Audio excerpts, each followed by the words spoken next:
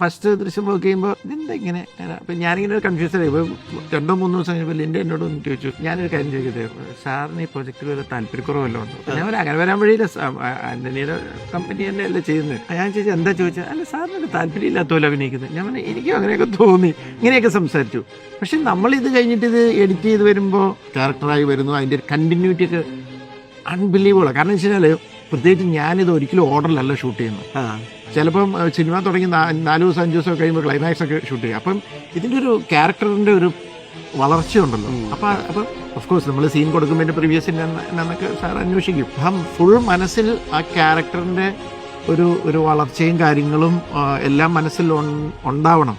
പക്ഷേ അതുപോലെ പ്ലാൻ ചെയ്യുന്ന ഒരാൾ അങ്ങനെയെന്നൊക്കെ ഇതൊന്നും തോന്നത്തില്ല. കാരണം ഷൂട്ടിങ്ങിന് അവിടെ വന്നു കഴിയുമ്പോൾ അവിടെ തമാശ പറഞ്ഞുകൊണ്ടിരിക്കും. ആക്ഷന് തൊട്ട് മുമ്പ് കയറി പെട്ടെന്ന് ആളങ്ങ് മാറും. കട്ട് ചെയ്ത് കഴിയുമ്പോഴത്തേക്കും പെട്ടെന്ന് വീണ്ടും ബാക്ക് ടു ഇതാവും.